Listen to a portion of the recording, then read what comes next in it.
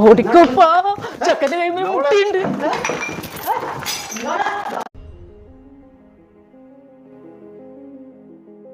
ഉമ്മ പാപ്പ ഉപ്പ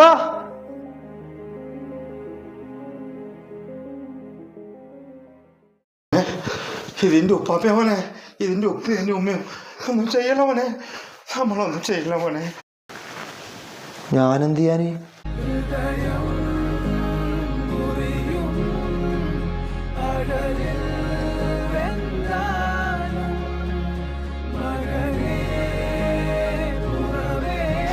എന്തല്ലോ ചിന്തിച്ചു കൂട്ടിപ്പോയല്ലോ ഉപ്പ.